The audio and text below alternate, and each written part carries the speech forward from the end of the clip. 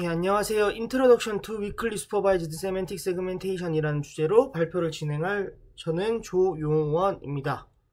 목차는 다음과 같습니다. Introduction을 시작으로 해서 이 Weakly Supervised Semantic Segmentation이 왜 등장하게 됐는지에 대해서 설명을 드리고, 그 다음 멀티레이블 클래시피케이션이 뭐고, 그래드캡이 뭐고, 다음으로 이제 덴스 컨디셔널 랜덤 필드, 덴스 CRF라는 알고리즘에 대해서 소개하도록 하겠습니다. 다음으로 이제 요즘 이 연구 분야가 어떻게 진행되고 있는지 간략하게 설명을 좀 드리고 결론으로 마무리 짓겠습니다. 컴퓨터 비전을 우선적으로 말씀드려야 될 것 같은데, 컴퓨터 비전은 사진, 영상 내 정보를 인식하고 이해하는 알고리즘의 집합이라고 보시면 될 것 같습니다. 이 분야 중에서 인공신경망, 뉴럴 네트워크를 사용하는 분야에 대해서는 이미지 분류 문제도 있고, 객체 탐지 문제, 이미지 분할 문제 등이 존재합니다. 여기서 왼쪽 하단에 보시면 엘사 그림이 있는데, 이 이미지를 보고 엘사가 있다 라고 얘기해주는 알고리즘들이 이미지 분류 모델이고요. 다음으로 이 이미지에 대해서 엘사가 있는데 빨간색 상자 안에 있어 라고 얘기해줄 수 있는 알고리즘, 이런 해결하고자 하는 문제들을 이미지 로컬라이제이션이라고 합니다. 여기에는 엘사 한 명만 있기 때문에 단일 객체라고 부릅니다. 이와 다르게 이 그림 오른쪽에 이 그림에 대해서는 엘사도 있고 안나도 있고 크리스토프도 있는데 각각 빨간색 상자 안에, 회색 상자 안에, 초록색 상자 안에 있다 라고 얘기해 줄 수 있는 문제가 바로 객체 탐지입니다. 또한 이 이미지에 대해서 엘사가 있는데 빨간색으로 칠해진 영역 내부에는 다 엘사야, 회색깔 내부에 있는 애들은 다 안나야, 초록색깔 내부에 있는 애들은 다 크리스토프야 라고 얘기해주는 알고리즘이 이미지 분할입니다. 이거는 왼쪽에 있는 엘사 그림과 달리 엘사도 있고 안나도 있고 크리스토프도 있어서 다중객체라고 부릅니다. 오늘 세미나에서는 여기 이미지 분류랑 이미지 분할에 대해서 주로 말씀드리겠습니다. 우선 이미지 분류라는 문제는 어떤 문제냐면, 사진, 영상 내 탐지하고자 하는 범주 중 어떤 게 있는지를 예측하는 문제입니다. 그래서 입력 데이터와 출력 데이터를 좀 보면, 여기 올라프 하나만 있지 않습니까? 올라프가 있어, 안나가 있어, 그 다음에 엘사가 있어, 여기도 엘사가 있어 라고 얘기해 줄 수 있는 알고리즘을 말하며, 이미지와 여기 아웃풋이 각각 페어하게 존재해야 됩니다. 이미지를 어떤 함수에 넣었을 때 아웃풋이 나오도록 하는 게 목적이고요. 최근에는 이제 CNN 모델, 합성곱 신경망 기반 분류 모형을 주로 사용하고 있습니다. 그 다음에 이미지 분할 문제는 입력 이미지가 들어갔을 때 사람 3명이 있어 라고 뱉어줄 수 있는, 즉 엘사, 안나, 크리스토프를 구별하지 않는다는 것입니다. 여기 색깔로도 다 동일하게 표기를 했고요. 아래쪽 파란색 박스 내부에서는 사람들끼리도 서로 구분하는 이미지입니다. 빨간색은 사람인데 엘사야, 회색은 사람인데 안나야, 초록색은 사람인데 크리스토프야 라고 사람끼리도 서로 구분하는 것을 말하며 이러한 알고리즘을 인스턴스 세그멘테이션이라고 합니다. 앞에서 이미지 분할을 설명드린다고 말씀드렸었는데, 그 중에서 특히 오늘 세맨틱 세그멘테이션에 대해서 주로 말씀드리겠습니다. 그러면 이제 이미지 분할에서 정답 생성, 레이블링을 어떻게 하고 정답을 어떻게 만들 것인지를 설명드리면, 우선 보트, 안나, 올라프가 제가 탐지하고자 하는 범주라고 합시다. 그럼 그것 말고 배경까지 포함해서 총 4개의 범주를 탐지해야 되는 거고요. 우선 여기 보시면 보트가 초록색 내부에 있어요. 그 다음에 파란색 내부에 안나가 있어요. 빨간색 내부에 올라프가 있어요 라는 정답 이미지를 생성을 하고, 이제 모델 학습을 위해서는 색깔을 숫자로 변환을 해줘야 되는데, 배경 같은 경우에는 다 0으로 표기를 하고, 보트의 경우는 1, 안나의 경우에는 2, 올라프의 경우에는 3으로 표기해서 이제 여기 입력 이미지와 세그멘테이션 맵을 이용해서 세맨틱 세그멘테이션 모형을 학습하게 됩니다. 근데 이미지 분할을 위해서 데이터셋 구축하는데 어려움이 되게 많습니다. 이 이미지에 제가 만약에 탐지하고자 하는 범주가 장애물이 있습니다. 주행을 방해하게 하는. 근데 이 이미지만 봤을 때는 뭐 어떤 사람은 여기에 장애물이 어디 있어? 주행 방해하는 게 뭐가 있어? 라고 하지만 여기 보시면 구덩이가 있습니다. 그 다음에 이 이미지에 대해서는 어디 장애물이 있을까 좀 살펴봤더니 여기 도로 내 파인 곳들이 있습니다. 이런 것들이 이제 사람마다 인식하는 정도도 다르고 차이가 있을 수 있습니다. 그리고 이제 인공신경망 모형, 일반적으로 CNN 기반 이미지 세그멘테이션 모형들은 뭐 엄청나게 많은 파라미터들을 가지고 있는데요. 적은 데이터셋을 가지고 수많은 파라미터들을 최적화하기에는 되게 어렵기 때문에 많은 데이터셋이 필요합니다. 여기 이미지들을 좀 표기를 해봤는데 이 데이터셋을 구축하기 위해서 저 혼자만 한 10,000장 가까이 레이블링을 했었어요. 근데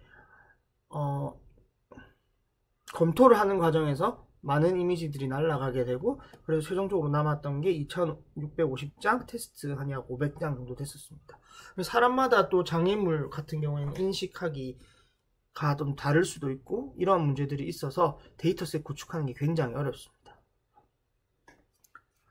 이제 Weakly Supervised Semantic Segmentation에 대해서 설명을 드릴 건데, 우선 Semantic Segmentation에 대해서 다시 한번 설명드리면, 이미지가 이미지 내 특징을 추출해주는 인코더라는 걸 지나서 이제 픽셀별로 앞에서 보여드렸던 칸 내에 범주들이 들어갈 수 있도록 분류해주는 디코더가 있습니다. 그래서 예측 결과가 나오고 정답 이미지와 손실함수를 서로 계산해서 오차 역전파 기법을 이용해서 학습을 진행하게 됩니다. 그런데 세멘틱 세그멘테이션은 이렇게 학습을 하는 반면에 올라프가 있고 안나가 있고 보트가 있는데 각각으로 파란색, 초록색, 빨간색 안에 있어요 라고 되어 있는 이 레이블을 이용해서 학습을 하게 됩니다. 그런데 Weakly Supervised Semantic Segmentation은 이 이미지에 대해서 올라프 있고 안나 있고 보트 있어요 정보만 가지고 세그멘테이션 픽셀별로 분류를 하거나, 아니면 올라프가 있는데 빨간색 상자 안에 있어요, 안나가 있는데 파란색 상자 안에 있어요, 보트가 있는데 초록색 상자 안에 있어요, 이 두 가지 정보를 이용해서 최종적으로는 여기 왼쪽 하단과 같은 맵을 픽셀별 분류를 진행하는 것이 목적입니다.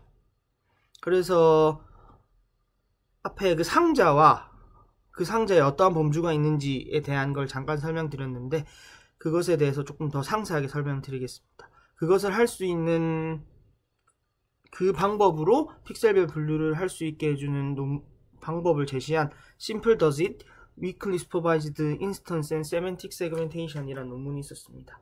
이거는 CVPR에서 약 230회 정도 인용이 되었고요. 스탠포드가 아니라 독일에서 만든 알고리즘입니다. 우선 입력 이미지가 있고 인코더, 디코더, 세멘틱 세그멘테이션 모델을 똑같이 사용합니다. 그런데 정답을 올라프가 빨간색 상자 안에 있어, 안나가 파란색 상자 안에 있어, 보트가 초록색 상자 안에 있어, 이 정보들을 이용해서 오른쪽과 같은 정답을 생성합니다. 이 정답은 올라프가 존재하는 영역에 정확하게 가장자리를 가지고 있진 않지만 대략적인 위치를 알려줄 수 있습니다. 그래서 여기 왼쪽에 있는 입력 이미지랑 이 정답을 가지고 모든 학습 데이터에 대해서 한 번씩 그레디언트를 계산할 수 있게 학습을 진행을 합니다.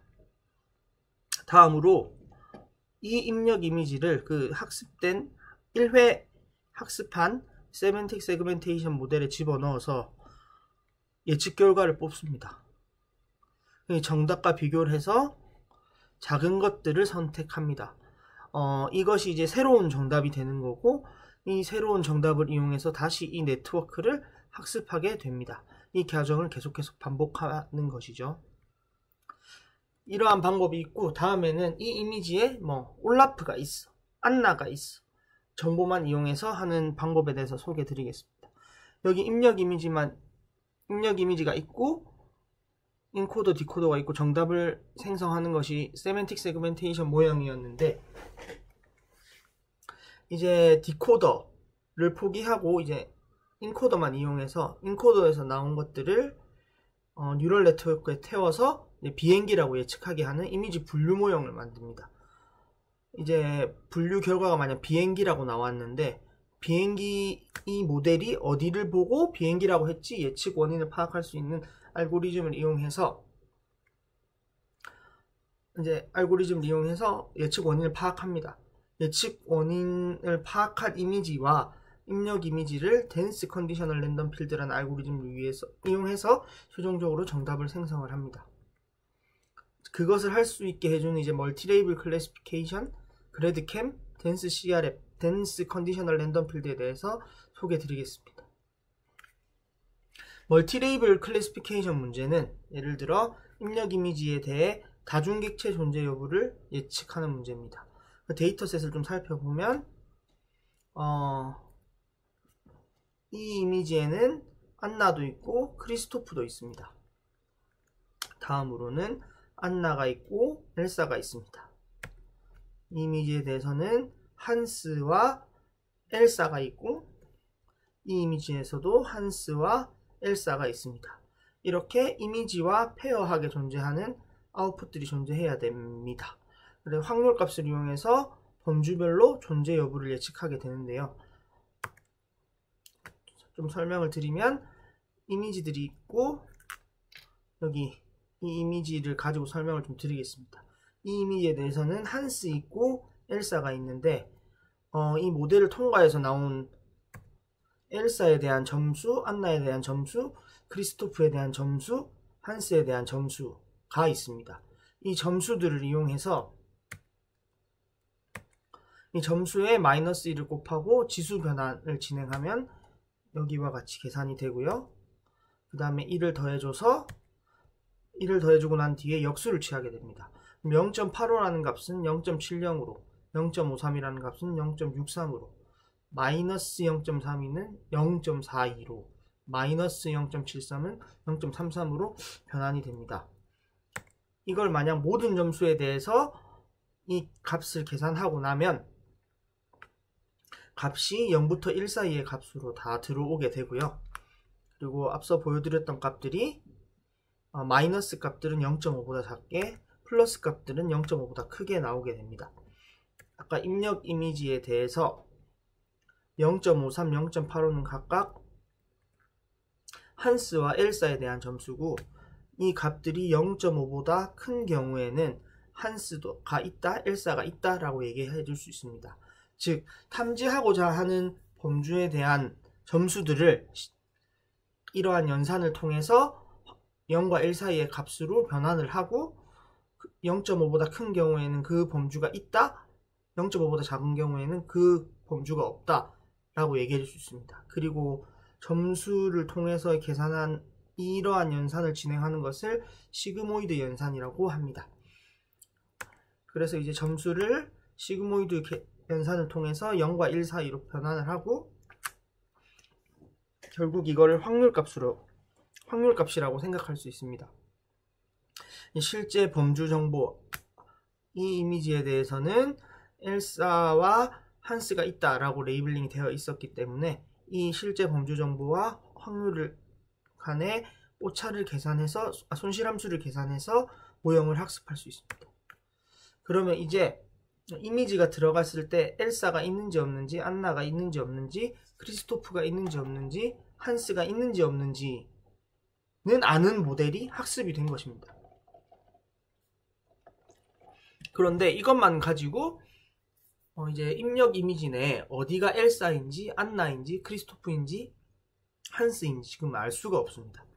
그걸 알 수 있게 해주는 알고리즘이 바로 그래드캠이라는 알고리즘인데요. 그래드캠은 그레디언트 웨이티드 클래스 액티베이션 매핑이라는 단어의 약어이고요. 이 논문은 ICCV에서 2017년에 발표되었고 8월 15일 기준으로 2452회, 2400회 정도 인용이 되었습니다.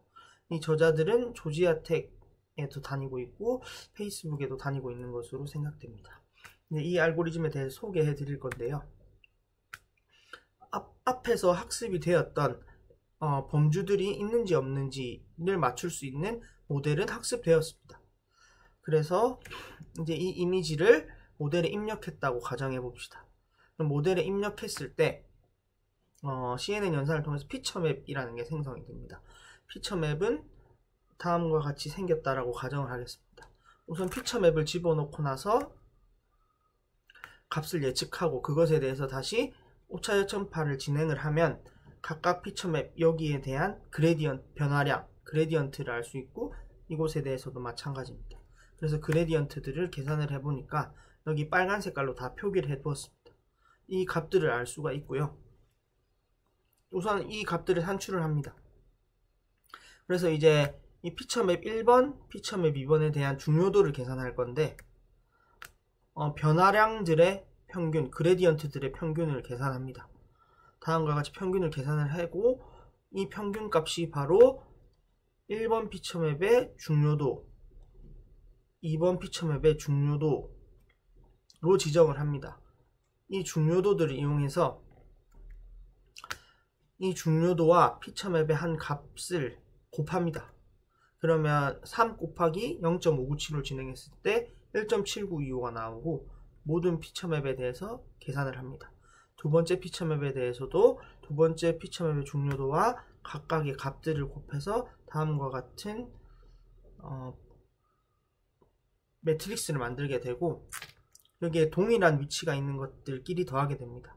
1.79랑 1.7925에서 0.288을 빼면 1.50 마이너스 0.597로 더하기 0.0096 하면 이 값이 나오게 되는데 여기에서 이제 최종적으로 음수인 것은 다 0으로 0보다 크거나 같은 것들은 그 값을 그대로 가지게 됩니다. 그럼 이 값이 최종적으로 그래드캠 결과이고 모델이 범주가 있는지 없는지를 예측하는 모델이 어디를 보는지를 알 수 있게 됩니다. 그래드캠 결과를 보시면 입력 이미지를 넣고 특정 모델의 CNN 기반 다중객체 분류 모델에 넣었을 때 여기 고양이가 있다고 예측을 했습니다. 고양이가 있다고 예측을 했는데 이 부분만 보고 고양이가 있다라고 예측했습니다. 이 이미지에 대해서는 비행기라고 예측했는데 여기 앞부분을 보고 비행기라고 예측한 것입니다. 여기에는 사람이 있는데 사람을 전부 본 것이 아니라 여기 가장 앞에 있다라고 판단되는 이 사람만 보고 사람이라고 예측하였고 여기 버스에는 버스 하단 부분을 보고 버스라고 예측했습니다. 이렇게 그래드캠이라는 알고리즘은 특정 객체가 어디에 있는지를 대략적인 위치를 알 수 있게 해주는 알고리즘입니다.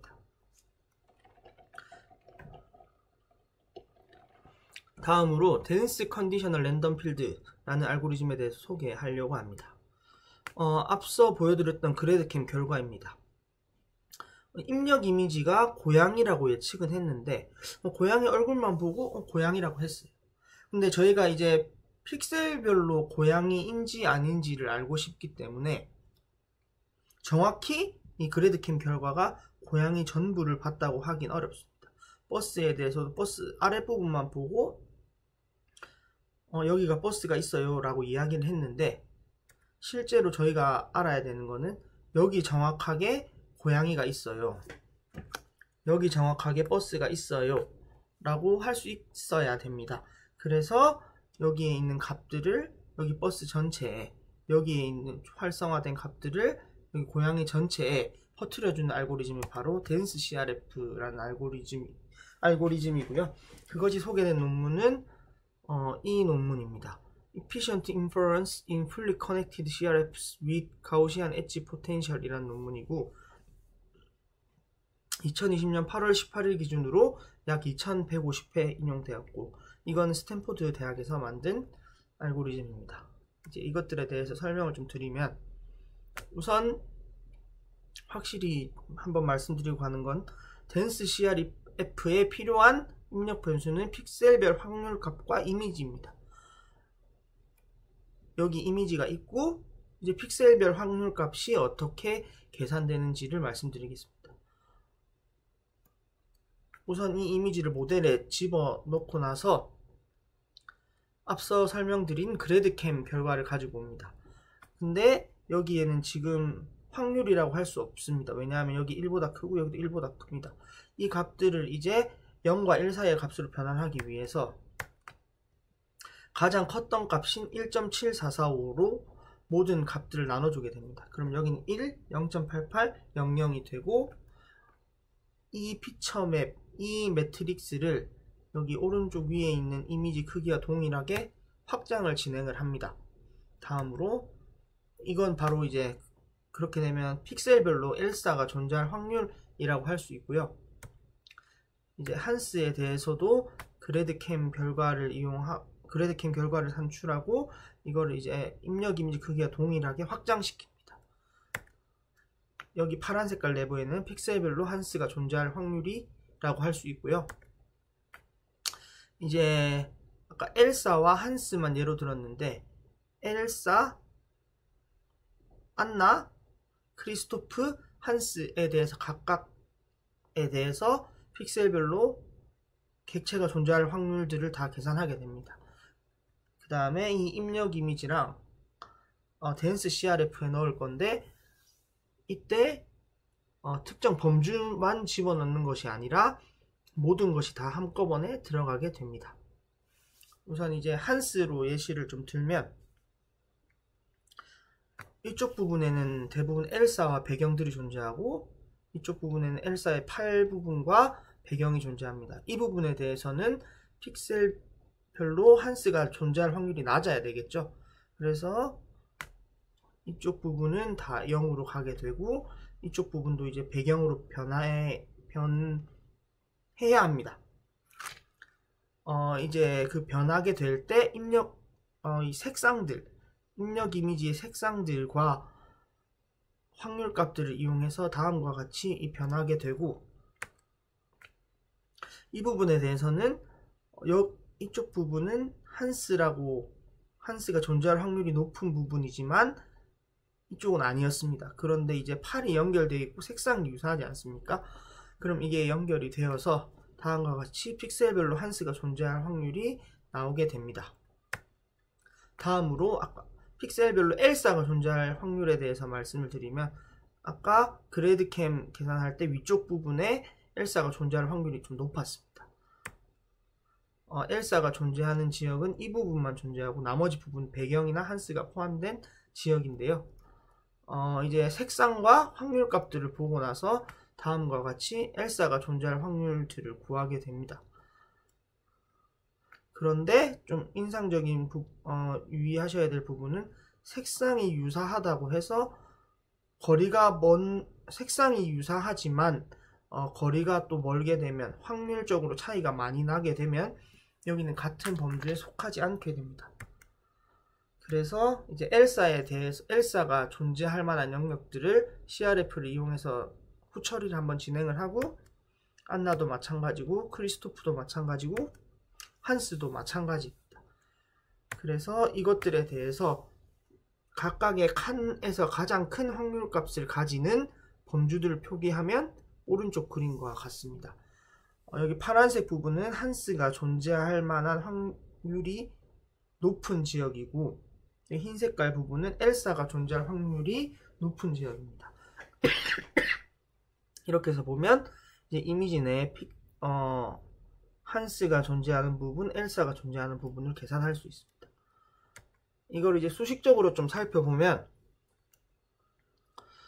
여기서 스몰 x는 픽셀이 특정 범주에 속할 확률입니다. 앞에서 한스에 속할 확률, 엘사에 속할 확률이라고 보시면 되고 는 다음과 같은데 두 가지 텀의 합으로 계산됩니다. 이 앞에 빨간색 텀은 그래드캠으로 계산하는 부분이고 픽셀별로 특정 범주에 속할 확률에 대해서 로그 값을 취한 것이고요.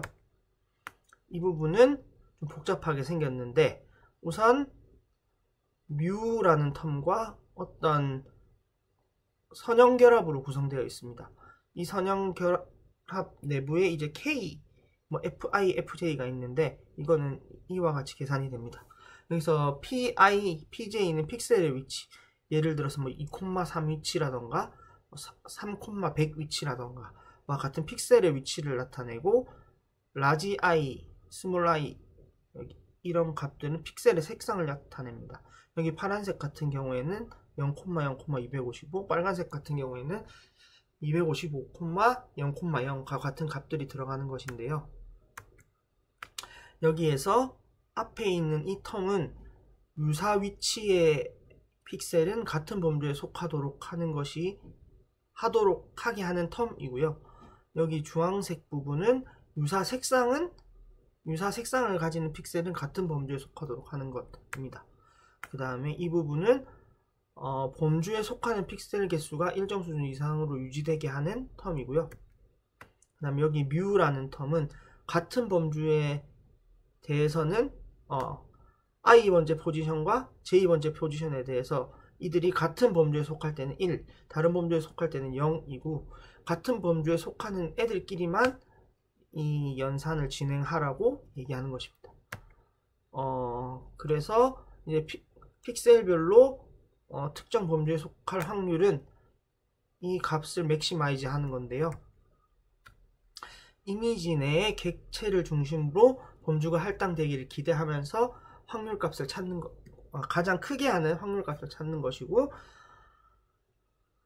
이제 범주별로 이 과정을 계속해서 반복합니다. 그 다음에 픽셀별로 가장 큰 확률값을 가지는 범주를 픽셀에 할당하게 됩니다. 그래서 제가 멀티레이블 클래시피케이션 설명드렸고, 그래드캠 설명드렸고, 댄스 CRF 설명드렸습니다.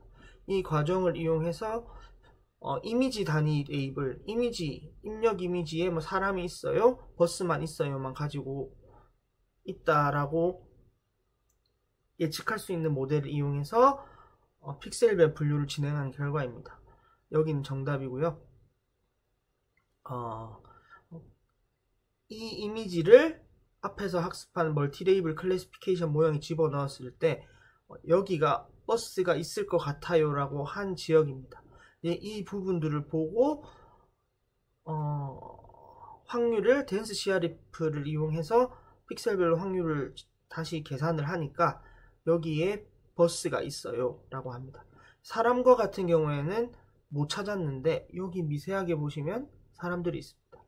아래의 그림에 대해서는 이 입력 이미지를 멀티레이블 클래시피케이션 모델에 집어넣어서 그래드캠을 뽑고 댄스 CRF를 이용해서 다시 한번 확률값을 계산한 뒤에 값을 뽑아내니까 다음과 같이 나왔습니다. 양들이 있는 위치를 얼추 잘 찾아내는 것을 확인했습니다. 그리고 이제 세멘틱 세그멘테이션 분야의 평가 지표로 Mean Intersection Over Union, MIU라는 값을 사용했는데 그때 값들이 제가 44.57 정도가 나왔습니다.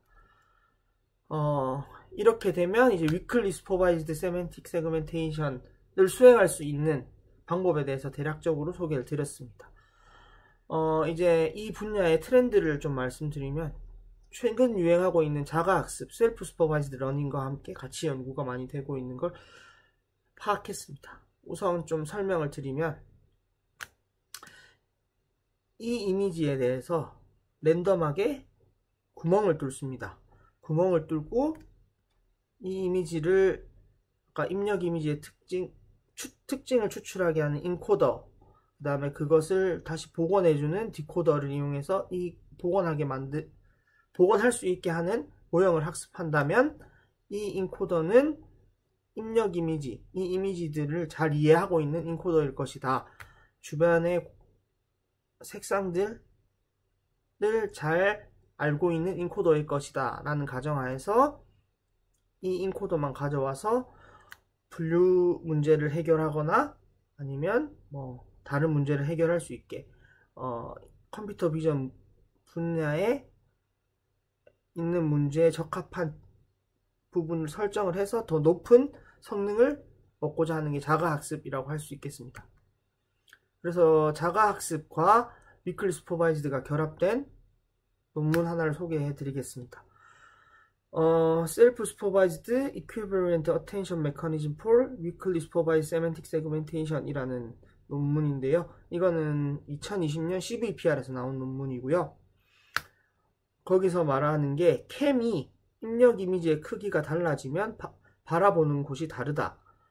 똑같은 분류 모형이지만 입력 이미지 크기에 따라 바라보는 곳이 다르다라는 건 문제점을 삼아서 이들을 변수 공간에서 유사한 곳에 매핑시킵니다. 이러한 과정을 통해서 다시 같은 공간에 매핑하는 것을 보고 자가학습을 했다라고 자기 논문의 저자들은 말하고 있고, 이렇게 학습을 했더니 객체의 가장자리, 경계면을 중심으로 잘 활성화가 되더라. 모델이 이곳을 보고 비행기라고 하더라 라고 하는 논문입니다. 이때 이 논문에서 이 방법을 이용해서 세멘틱 세그멘테이션 평가까지 진행했을 때 검증 데이터셋에서는 mean intersection over union 값이 64.5, 테스트 데이터에서는 65.7까지 나왔다고 합니다. 또 다른 방법으로 이제 weakly supervised semantic segmentation via subcategory exploration 이라는 논문에서 나온 방법론인데, 이거는 또 앞과 마찬가지로 2020년 CVPR에서 나왔습니다. 이거는 구글 리서치에서 발간한 논문이었고요. 설명을 약간 드리면, 이미지가 들어왔을 때 비행기라고 예측하는 모델을 만듭니다. 그래서 이제 뭐 비행기라고 예측된 애들, 말이라고 예측된 애들, 사람이라고 예측된 애들의 이제 분류 경계면이 생기게 됩니다. 이제 같은 분류 경계명 내에 존재하는 이미지들에 대해서 군집화를 진행을 합니다. 그렇게 군집화를 진행하게 되면 군집화를 진행하고 이것을 새로운 레이블로 삼습니다. 그렇게 되면 이제 기존 레이블에 대한 로스, 새로운 레이블에 대한 로스를 둘 다 멀티태스크 로스로 구성을 해서 학습을 진행하면 같은 군집에 있는 애들은 같이 묶이게 되면서 입력 이미지를 잘 이해할 수 있다라고 저자들은 말하고 있습니다. 여기서 비행기인데 뭐 하늘에 있는 비행기들, 이제 공항에서 이륙 준비하는 비행기들이 이렇게 군집화가 되게 되는 것입니다. 이 결과들을 좀 보시면 왼쪽의 거는 아까 캠을 같은 공간에 매핑하게 하는 것에 대한 캠 결과들을 좀 보여주고 있는데, 기존 캠을 이용해서 비행기라고 예측한 부분이 어디를 보고 비행기를 봤냐, 이 부분을 봤다라고 하면 제한한 방법을 쓰니까 이렇게 객체의 가장자리를 잘 따라가서 비행기라고 하더라. 여기 새인가요? 새를 보고 새라고 예측을 했는데, 여기 기존 캠은 새의 머리 부분만 보지만 자신네들이 제한한 방법을 쓰니까 이게 객체의 가장자리를 잘 따라가더라 라고 얘기하고 있습니다. 이제 오른쪽은 새로운 군집에 대한 레이블을 생성을 하고 그것을 멀티태스크 학습했다는 걸 말하는데, 기존의 캠은 배라고 예측한 것을 봤을 때 양쪽 끝을 보고 예측을 했다면 자기네들이 제한한 방법을 쓰니까 배 전체를 보더라. 아래 이미지에 대해서도 말의 머리랑 꼬리와 뒷다리 부분을 보고 말이라고 예측했다면 자신네들이 제한하는 방법을 쓰니까 옆에 있는 말까지 다 잘 인식을 하더라 라고 얘기하고 있습니다. 결론입니다. 오늘 Weakly Supervised Semantic Segmentation 이라는 분야에 대해서 소개드렸습니다. 이 분야가 나오게 된 계기는 세멘틱 세그멘테이션 모형을 학습 위해서는 많은 정답 이미지를 생성해야 되는데 비용도 많이 필요하고 시간도 많이 필요하고 인력도 많이 필요하다. 그래서 이거를 인공지능 모형, 더 상세하게 말씀드리면 CNN 모형을 이용해서 생성을 해보자 라고 하는 연구가 대두되었고요. 그래서 픽셀별로 범주를 표기하는 것이 아니라 다르게 이미지에 대한 정답을 생성을 했습니다. 그래서 범주 정보만 이용하는 거, 범주가 있고 거기 어디에 있는지까지 그 방법에 대해서 각각 소개해드렸고, 이제 멀티 레이블 클래시피케이션 모형이 뭔지, 그 다음에 픽셀별 확률값 생성을 위해서 그래드캠이라는 걸 쓰고 그것을 조금 입력 이미지와 함께 고려해서 객체의 가장자리를 잘 찾게 하는 덴스 CRF라는 알고리즘에 대해서 소개드렸습니다. 그리고 최근에는 자가학습과 결합해서 이 분야가 연구되고 있고 그것에 대해서 간략하게 소개드렸습니다. 예, 지금 다들 코로나 때문에 많은 고생을 하시는 걸로 알고 있습니다. 하루빨리 코로나가 다 없어져가지고 마음 편하게 거리를 다닐 수 있는 날이 왔으면 좋겠습니다. 예, 이상으로 준비한 세미나 내용 여기까지고요. 여기서 마무리하겠습니다. 감사합니다.